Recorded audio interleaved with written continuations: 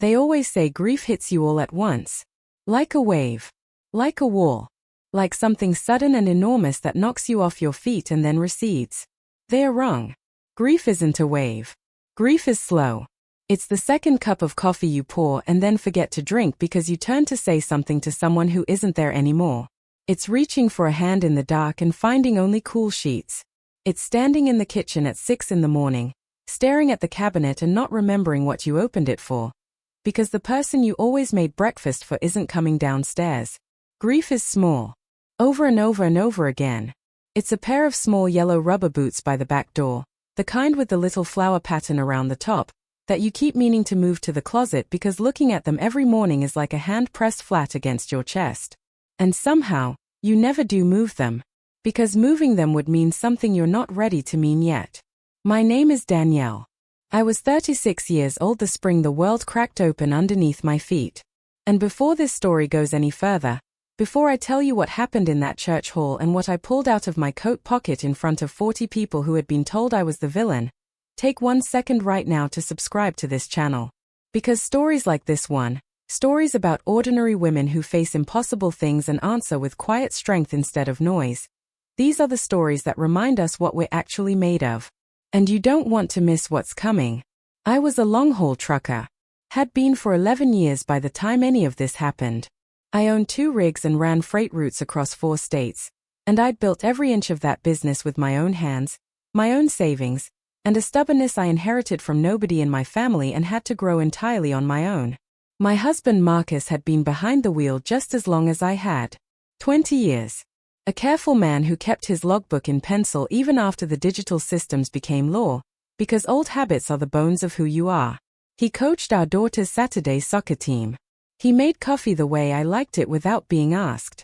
He slowed down for yellow lights even when the truck behind him leaned hard on the horn, and he'd just grin at me like, some things are worth the honk. Our daughter Chloe was 6 years old that spring. She drew trucks in her notebook instead of the princesses her classmates drew. She had a plastic horse she'd glued to the dash of Marcus's rig so he wouldn't be lonely on long hauls. She had yellow rubber boots with flower patterns around the tops, and she wore them in the rain and she wore them when it wasn't raining and she wore them to the grocery store because she liked the sound they made on the tile floors. She was 6 years old and the world was loud and good and full of possibility in every direction, and I was 500 miles east of home, hauling a refrigerated load across Ohio, when my phone lit up at a fuel island just outside Columbus. It was raining. The kind of rain that doesn't give you a warning. The kind that can turn a perfectly ordinary creek into a wall of brown churning water in 20 minutes. The kind of rain that changes the landscape so fast that a road you've driven 100 times becomes something you don't recognize. Marcus had picked Chloe up from her grandmother's house early that afternoon because of the weather coming in. He was like that. Cautious. Thoughtful. The kind of man who checked the forecast before he made plans and changed the plans when the forecast changed. He took the county road home because the highway was already flooding in low spots. He knew that road. We both did. We'd driven it 1,000 times. There's a low water crossing out past the old Henley property. A little concrete dip in the road where the creek runs underneath through a culvert. On a dry afternoon in any other season, you'd cross it without a second thought. You might not even notice it was there. That day, the water rose while they were still on it. The current came up over the crossing so fast there was no time to back up, no time to turn, no room to do anything but hold on. Marcus would have held on. I know he held on. He was the kind of man who held on. They found his truck a quarter-mile downstream, wedged up against a line of cottonwood trees, 2 days later when the water finally dropped enough for the rescue teams to search. I'm not going to describe what else they found. Some things aren't for telling. And my daughter was 6 years old. She deserves to live in this story as who she was, a little girl with yellow boots and a crayon drawing of trucks, not as a sad detail, not as a tragedy to be described. She was a whole person. She was the best thing I ever had a hand in making. And she was gone. What I will tell you is what the drive home felt like. 9 hours. Straight through. No sleep. No stops except for fuel. Both hands on the wheel so tight my knuckles went white and stayed that way for most of 4 states. And the whole drive. This math problem running through my head that had no right answer no matter how many times I worked through it. If I had turned down that run. If I had been home to drive them myself that afternoon. If I had ever warned Marcus about that crossing the way, I privately feared it after the spring 2 years ago when it had come up fast and I'd barely made it across. If, an endless equation where every solution came back wrong. The town already knew when I pulled into our street. There were casseroles on my porch. Neighbors standing on their lawns. The sheriff's truck in the driveway. I was 9 hours fast across 4 states. I was still 9 hours too late. And the very first call I made, before I could even find the words, before I had walked all the way through my own front door, was to my mother. Because if there was one person on the face of this earth who would hear my voice and understand what it meant and get on the first flight she could find and come to me, I believed, with every part of myself that had ever loved her, that it was her. She picked up on the second ring. Her first question was whether the funeral could wait 2 weeks. I remember sitting down on the kitchen floor with my back against the cabinets. I remember looking at the phone to make sure I had dialed the right number. I remember the linoleum was cold through my jeans and the casserole someone had left on the counter was still warm. She had a trip. They all did. Hawaii. 8 days. My father Raymond, my brother Derek, his wife Sandra, and their 3 kids. It had been booked since January. The hotel deposits were non-refundable. She explained this to me in the tone you'd use for a coworker who had missed a deadline and needed to be gently brought up to speed. Patient. Measured. Slightly inconvenienced. And then Sandra took over the family group text because Sandra always takes over everything the moment she senses that the current direction of a conversation is not the one she'd prefer. She typed, and I need you to understand that she sat down somewhere comfortable, composed this thought, and then pressed send, and let it exist in our family group chat where everyone could read it. She typed that of course everyone was deeply sorry, but the tickets were truly non-refundable, and the children had been so looking forward to this trip for months, and that surely I would not want them to cancel the entire vacation over what she described, in plain writing, for all of us to see. A trivial event not worth attending. My daughter's funeral. A trivial event. I read that line 4 times. I read it 4 times because I kept thinking I had misread it. My mother's response arrived in the chat 2 minutes later. A thumbs up emoji. And 1 word typed beneath it. Agreed. I sat on that kitchen floor for a long time. Not one of them asked how Chloe had died. Not one of them asked Marcus's middle name for the headstone. Not one of them asked if I was eating, or sleeping, or whether I was sitting alone in a house with 2 pairs of small rubber boots by the back door and no idea what to do next. They asked which week of the following month would work better around their schedules. I told them the burial would be Saturday. They were welcome to come, or they were not. Then I hung up, and I sat very still on the kitchen floor in the dark. And I understood something cold and clean, like water, like wind, about the people who had raised me. They were not going to choose me. They had never, not once in 36 years of my life, actually chosen me when it cost them something real. And the strange thing, the thing I didn't expect, was that understanding it didn't break me. It cleared my hands. For the first time in my life, I knew exactly what I was dealing with. And knowing, even when the knowing is the worst possible thing, knowing is still better than hoping for something that was never going to come. The front pew is always reserved for family. At every funeral I had ever attended in my life, the front pew was where the family Saturday. It was unspoken. It was understood. It was the place closest to the casket, the place that said, these people mattered most to the ones who are gone. At Marcus and Chloe's service, the front pew sat empty. The whole morning. I made a choice to sit in the second row. Not because I was making a statement, though I understand now that it was one, but because the second row was full. Full of the people who had actually come. And I wanted to be near them. I wanted to be surrounded by the living warmth of people who had chosen to be there when it cost them something, even just a tank of gas and a morning away from their lives. My Uncle Harold had driven 4 hours from Joplin. He arrived before sunrise and was standing on my porch when I came downstairs. He didn't say very much.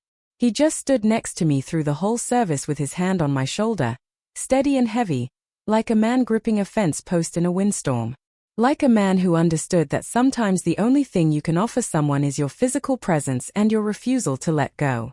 Marcus's dispatchers came in their work shirts with their names still embroidered on the chest because they had come straight from the yard. The women from the diner down the road, the one where Chloe always ordered chocolate milk and asked for a straw even when they brought her one, came together in a group and two of them were already crying when they walked in the door. Chloe's kindergarten teacher, Ms. Prentice, came and cried harder than almost anyone in that building, and I loved her for it, because Chloe had loved her, and sometimes the most honest tribute you can offer a child is to let yourself fall completely apart. And the entire Saturday morning soccer team showed up in their little blue jerseys. All of them. Every single kid. Because Marcus had coached them on Saturday mornings for 2 years, and those children had wanted to come, and the parents had brought them, and they filed into the pews and sat in their jerseys like a small blue sea, and I had to look away from them for a moment because the sight of them was almost more than I could take. My parents were on a beach. My brother was on a beach.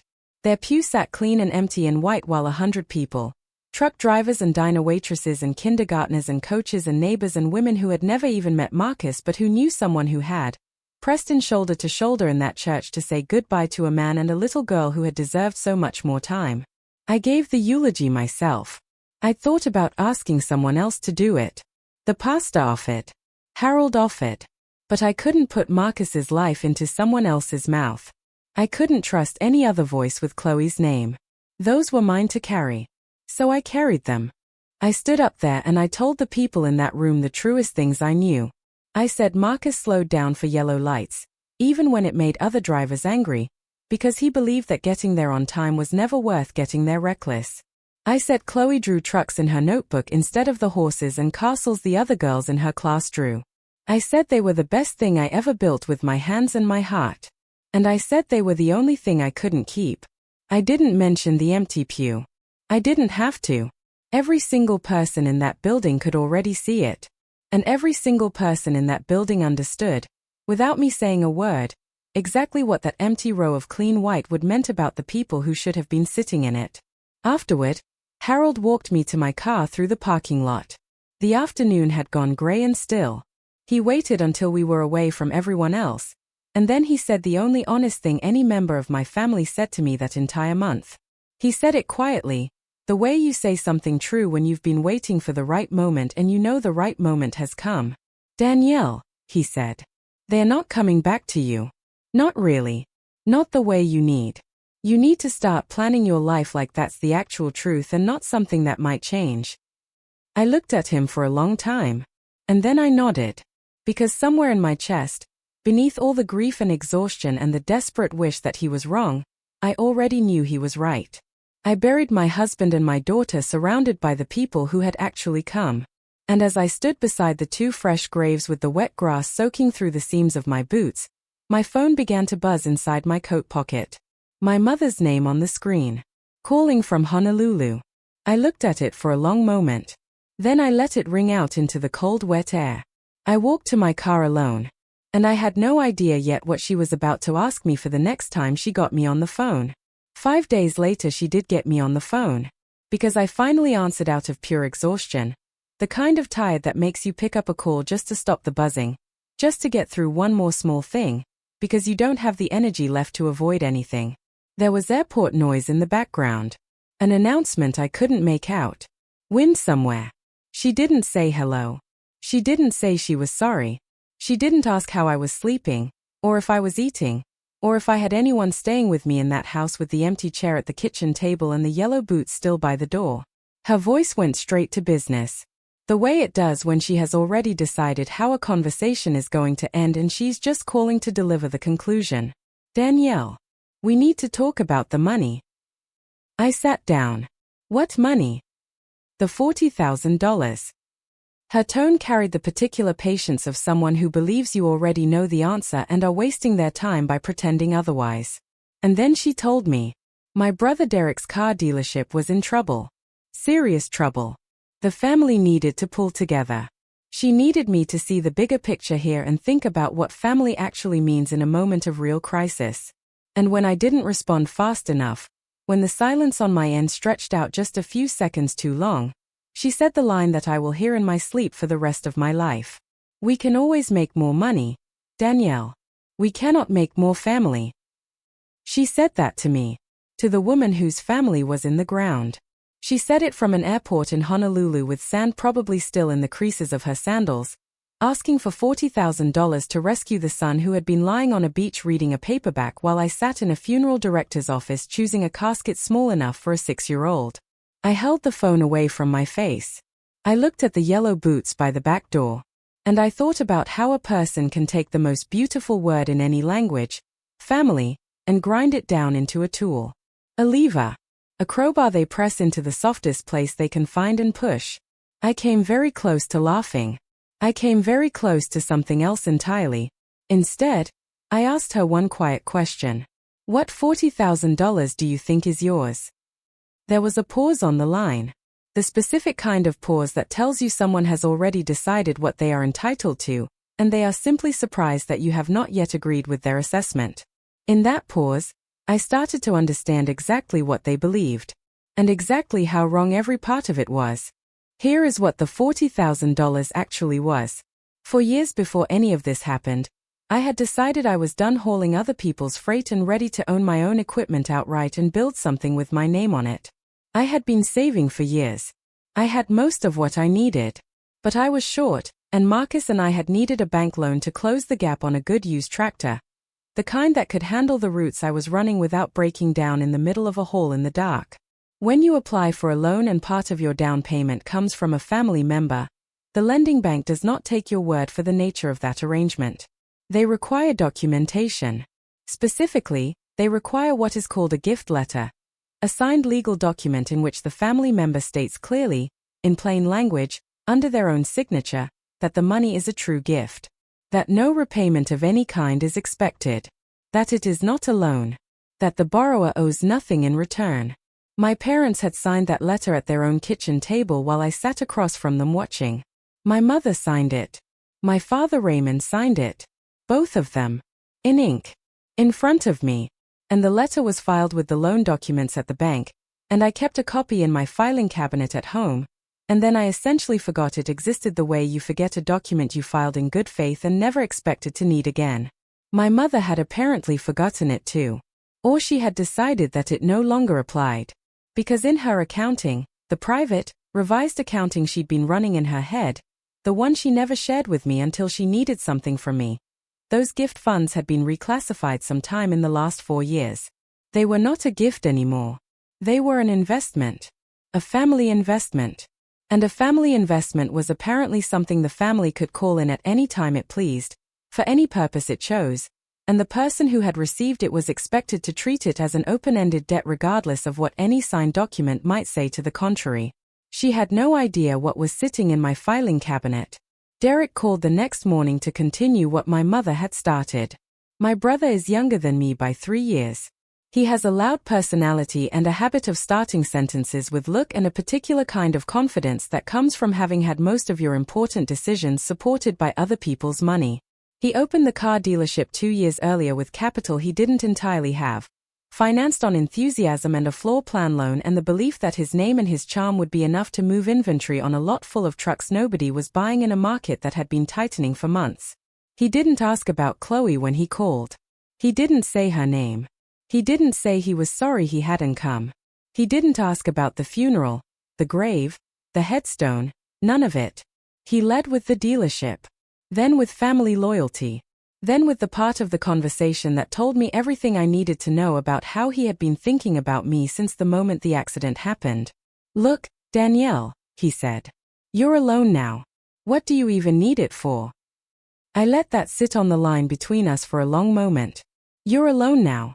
As if the loss of my husband and my daughter was a financial adjustment he was helpfully pointing out.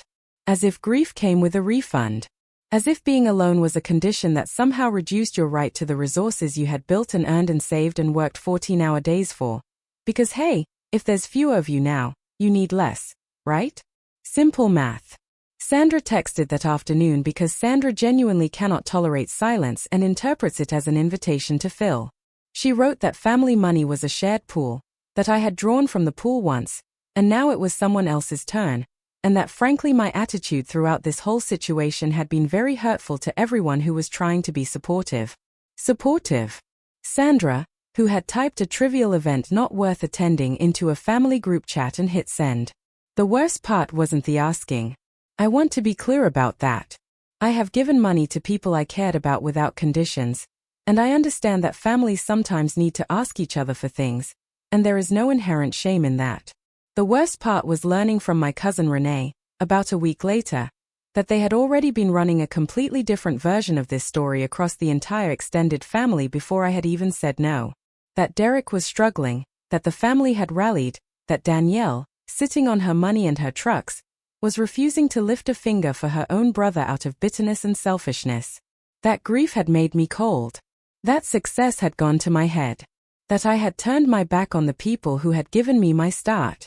They had built the narrative before I'd even had a chance to respond. They had cast me as the villain before I'd said a single word. I decided right then that I was not going to argue with their story, because you cannot win an argument against a story that is already in circulation. You cannot chase a lie that has a 10-day head start through a family that wants to believe it. What you can do is outlast it. What you can do is build something so visible and so undeniable that the lie eventually runs out of room to breathe. I won't tell you I never wavered, because I did. Once. And I want to tell you about it, because I think a lot of you know exactly what this moment feels like. There is a particular kind of exhaustion that comes from being the person everyone leans on. Not just grief exhaustion, though that was its own weight, but the deep bone tiredness of having been the reliable one, the capable one, the one who figures it out, since you were old enough to figure things out. I had been packing Derek's lunch since I was 9 years old because my mother was tired. I had been the one who handled things, who didn't make scenes, who carried weight quietly because making noise about it felt like weakness. So one night, deep in the middle of all the phone calls and the texts and the relatives who had swallowed the wrong version of the story, I sat down at my kitchen table with my checkbook open. $40,000 would empty my emergency fund completely. It would leave me exposed. It would mean eating into the business reserves if anything went wrong in the next 6 months. But it would make the phone stop ringing. And some raw, exhausted, animal part of me just wanted the noise to stop. Even for a day. Even for an hour. Harold found me at it. He had taken to dropping by my house in those weeks, fixing things that didn't need fixing, sitting in Marcus's chair at the kitchen table so the chair wouldn't feel so empty. He came in through the back door, which I had left unlocked, and he saw the checkbook open on the table and the pen in my hand. He didn't yell. He didn't lecture me. He just stood there for a moment and looked at me and said, very quietly, "You'd really write that check, wouldn't you? You'd pay them to keep skipping your funerals." I put the pen down. Because he was right. And I understood in that moment that I wasn't doing it because I thought it was right. I wasn't doing it because I owed them anything. I wasn't even doing it because I was afraid of them. I was doing it because I was so tired of carrying weight, and writing that check felt like setting something down, even though it was the wrong thing to set down. I wasn't scared of being called ungrateful. I was just so habituated to being the fixer that I had nearly fixed the wrong thing entirely. If you have ever been that person, the one everyone leans on, the one who absorbs impact so other people don't have to feel it, the one who keeps the peace at their own expense, then you know this moment. You know the pen in the hand. You know the checkbook on the table. And you know how close it gets sometimes. Stay with me. Because what I did instead of writing that check is the whole reason I'm telling you this story. I capped the pen, closed the book, and the next morning, I went to work. Going back to work meant walking back into a world that had already quietly decided how this story was going to end. The bank officer who managed my line of credit called me 3 days after the funeral to check in, which I appreciated. And then, in the same call, in the kind voice that is somehow more diminishing than outright rudeness, he gently suggested that I might want to consider whether selling the equipment while it still held strong resale value might not be the wisest path forward, given everything. Given my situation. Given how hard it would be to keep a small freight operation running as a solo owner-operator without a partner.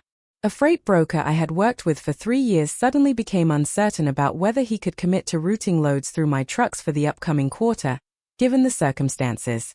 He needed to protect his shippers' timelines. I heard third-hand that 2 people in the industry were telling shippers I would not last the season. A grieving widow with 2 trucks. They had done the math. They had reached their conclusion. They had already started shifting their expectations. My keys were cold every morning. Some mornings, that cold was the only thing keeping me upright. I'd hold them in my fist until they warmed from my hand, and that warmth, that small physical proof that something in my grip was changing, was enough to get me to the truck. Gloria found me about 2 weeks into it. She was pushing 60, with 30 years of regional dispatch behind her and a no-nonsense practicality that she delivered with enough warmth that it never felt like a lecture. She called, said she'd heard what happened, and told me to meet her at the Flying J on Route 40 for breakfast because she had things to say and they were better said over eggs. She bought. I ate more than I had in days. And she leaned across the table and she said the only piece of business advice that has ever actually stuck. Honey, from here forward, every single person in your professional life is either working with you or they're working against you. There is no third category. There is no neutral. Stop spending your energy hoping the doubters come around. You don't need them to come around. You need to make them irrelevant. I drove home from that breakfast and I called every shipper Marcus and I had ever worked with together. Every single one. And I told them the same thing to each of them, flat and direct and without apology. The owner is the same woman she has always been. The woman with grease under her nails. And she is still on time. Still reliable. Still here. Some of them hesitated. Some of them didn't. And 3 weeks in, a contract came across my desk that was unlike anything I had handled before. A regional grocery chain. Steady recurring freight on a fixed schedule. Real money. The kind of account that doesn't just pay your bills, it builds the foundation under everything else. To take it, I needed a second tractor on the road within 30 days. To free up the capital for it, I needed to sell Marcus's old rig. That was the hardest business decision I have ever made. That truck was his. He had kept it the way some men keep a sacred thing. Spotless, documented, maintained with a care that went past practicality into something that was almost devotional. His oil logs went back to the day he bought the truck. Every service, every mileage check, every note in his careful block print. And on the dashboard, stuck there with craft glue by a small determined hand, was a plastic horse. Light brown, with a little painted manet. So Daddy has a friend, Chloe had told him when she put it there.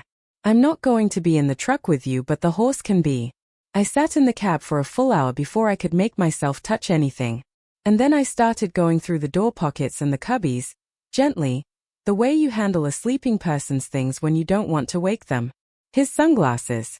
A church bulletin from 3 Sundays ago. A roll of quarters he kept for the air machine at the fuel island. A folded road map of a state we hadn't driven through in 2 years. And there, in the bottom of the door pocket, under the map, his logbook. Not the electronic kind. The old paper kind. 20 years of drives in pencil, in his handwriting, every run and every mile in columns that were neat and precise because that was how Marcus did things. I picked it up. I couldn't open it. It felt like holding his hands. I set it on the passenger seat next to the plastic horse and drove it home. It sat on my kitchen table for 3 days. I looked at it every morning. I looked at it every night. I made coffee and sat across the table from it and did not open it. Because some part of me already knew, I don't know how, but I knew, that whatever was on the last page was going to change what I did next. And I wasn't sure I was ready to be changed yet. On the 3rd night, I opened it. I turned to the back. And there it was. His handwriting. More of it than any single log entry had ever held. He had filled the last page. Not with routes, not with mileage, with words. Real ones. A list, the way he made all his lists, plain and titled and direct. At the top, in his block letters, he had written, things we're going to do. And beneath it, in order. Buy our own rig. Paid off. No bank. Get our name on the door. Not somebody else's. And then the line that took the floor completely out from underneath me. Carver and daughter. So Chloe grows up watching her mama build something with her name on it. He had already chosen the name. The company we had talked about for years, talked about and circled and planned and always pushed just a little bit further into the future. He had already named it. Not for himself. For Chloe. So that she would grow up with a reference point. A living proof. So that when someone asked her what her mother did, She could point at something with her family's name on the side and say, "She built that." I sat at the kitchen table with that logbook until the coffee went cold. Then I went upstairs to Chloe's room. In the corner, tucked into the frame of the mirror above her dresser, she had left a drawing. She was always leaving drawings in places, tucked into books, pinned to the refrigerator, folded into pockets where I'd find them weeks later. This one was on yellow paper. 3 lumpy trucks in a row, their proportions cheerfully wrong, their wheels large and round and important. A stick figure beside them with yellow crayon hair that stood up off her head in all directions. And underneath, in the careful deliberate printing of a child learning to make her letters count. Mama's trucks. I had seen that drawing 20 times. I had never really seen it until that night. I went to work the next morning and I started the paperwork. The company stopped being Danielle Carver, owner-operator. It became Carver and Daughter Freight. I kept the and daughter. She was gone from this world, and I kept her name in mine anyway. Because some names are earned through love, and love does not expire when the person does. Her name was going on the door. Her name was going to travel every interstate Marcus and I had ever run together. And it was going to keep moving long after the grief and the phone calls and the empty pew and the $40,000 demand had all faded into the past where they belonged. Naming the company changed something in how I moved through the world. I wasn't grieving and waiting for the storm to pass anymore. I had something to build. And a daughter's name above the door. And people who had lied about both. I grew the business. I took the grocery contract. I bought the second tractor. Then leased a third when the freight volume kept coming in. I hired drivers, real ones, experienced ones, people who had left larger companies because I paid fair and I told the truth and I didn't run a yard where the dispatcher's word changed depending on who was asking. We painted all the trucks deep forest green. The company name in clean white letters down both doors of every cab. And underneath the name, small enough that you'd walk right past it if you weren't paying attention, 3 lumpy crayon trucks. Traced exactly from Chloe's yellow paper drawing. Put there by a sign painter I brought out to the yard one morning and paid to reproduce her lines exactly, her proportions, her enthusiastic approximation of what a truck should look like as understood by a 6-year-old with a box of crayons and a very clear sense of what mattered. The first time I saw all 3 rigs lined up at dawn with her artwork on every door, green and white and perfect in the early light, I had to sit in my truck for a long time and just breathe. Drivers at the truck stops ask about it. They notice the little drawing and they ask what it is, and I get to say her name out loud. Chloe, my daughter. She drew that. And her name rides forward. Every day. On every interstate. Moving. Word of what I had built traveled back to my family the way everything travels in a small world, sideways, through cousins, arriving changed but recognizable. Suddenly the daughter who was alone now and didn't need the money had her name on 3 moving trucks. She was hiring. She had accounts. My mother texted me. The first warm message in months. Honey, we are so proud of what you've built. So proud. Of the thing they had tried to empty $40,000 out of. I read it once and put the phone face down on the desk. And I made sure the certified copy of a certain document was still in the place I had put it. By the door. Next to my keys. Because there was somewhere I needed to bring it. And the time was almost here.